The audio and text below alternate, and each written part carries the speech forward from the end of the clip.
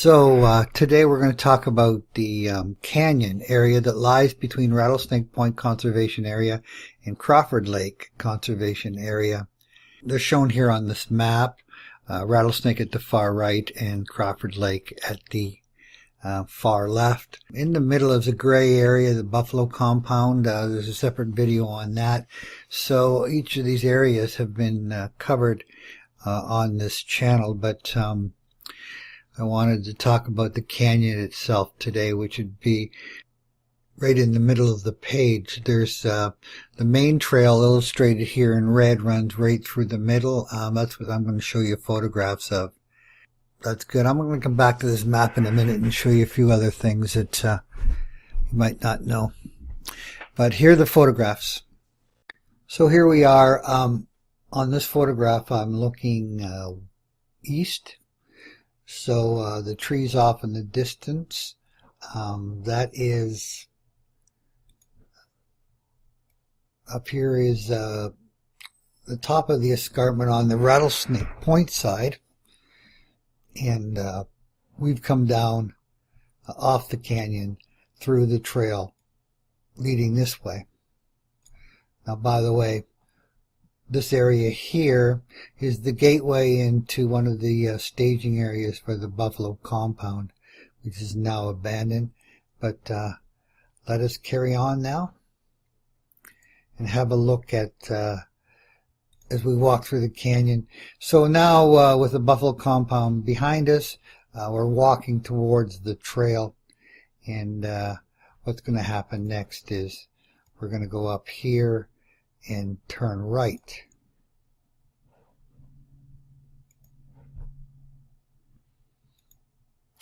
Little diversion here. We stopped and looked left because we were surprised to see that the creek had flooded the area of the road.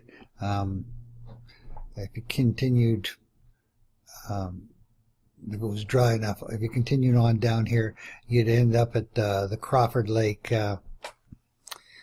You'd end up at the Walker's Line Dead End Pass, which is a different subject matter altogether.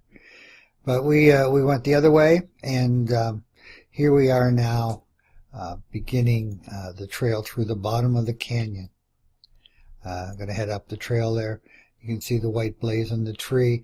To the right is Limestone Creek. It'll follow the entire area of this canyon walk today. So this is wide path, flat, no rocky terrain to cover in this this walk towards the walking towards north. So similar terrain.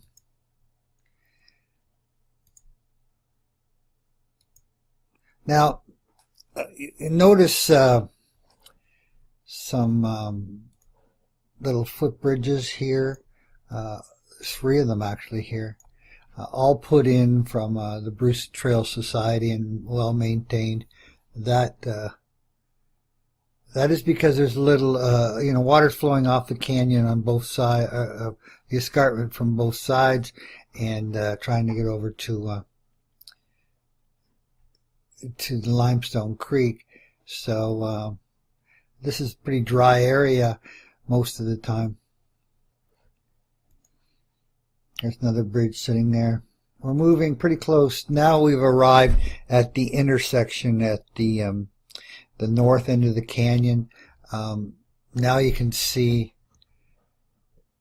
the blazes on the trees indicating the white trail is here, but the blue trail will begin now and head east towards the Rattlesnake area, but first through the wetland stuff. So that's an important intersection. It's probably hard for us to see here. Let's see.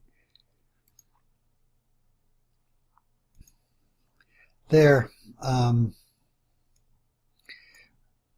If you can see that, there's a double white blaze indicating the trail now moves off to the left, and it will climb west up to the top of the escarpment towards the Crawford Lake Conservation Area. So let's look. If we turn right, we could see here the bridge that leads through the wetland at the bottom of the canyon up to the Rattlesnake area. So that's a boardwalk through the entire wetland stuff. And that is the Jack Leach side trail, they call that. So that's a look at it.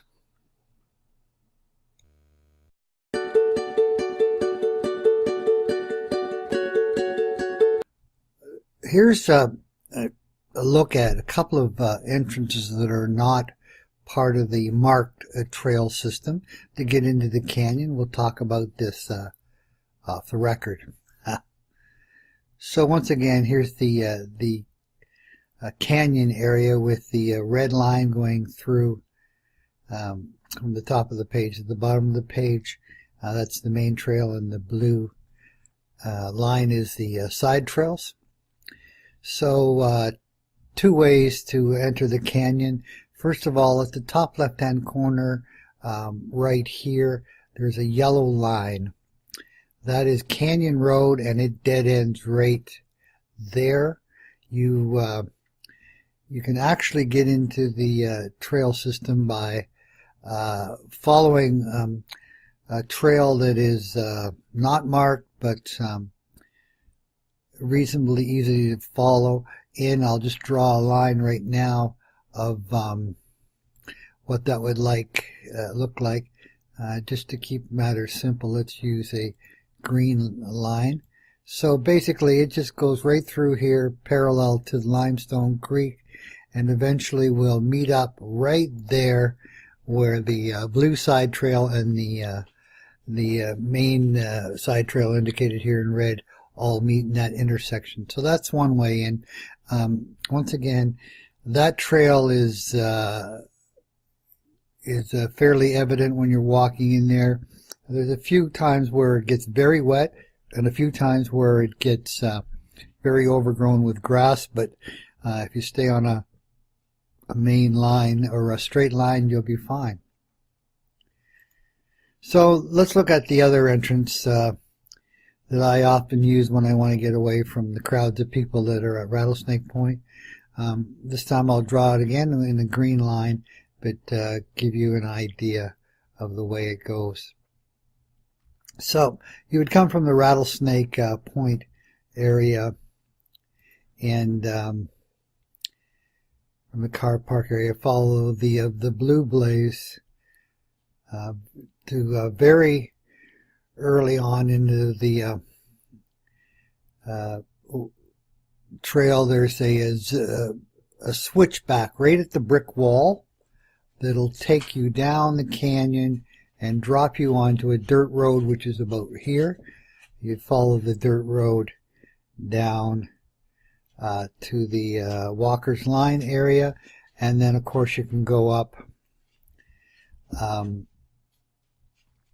and come right to the dead end at Walker's Line there. Now from there you can go, I have another video that shows you how to walk through the Buffalo compound and come back out and drop down onto the white trail shown here with a red line. And some people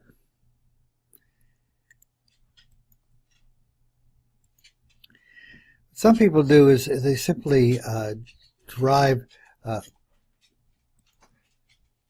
up here on Walker's Line, park the car at the dead end, and go straight in, following the road there. Here's the thing. Right in this area here where the dead end is, it says no parking and it says no trespassing, which I find kind of interesting because everything on the other side of the fence that's right here is in reality park property. I have a park pass. I guess they don't want you using that as a park entrance, and So it is, it's quite possible to get through there. It is fenced, but there's breaks in the fence and that sort of thing. So that's my little secret.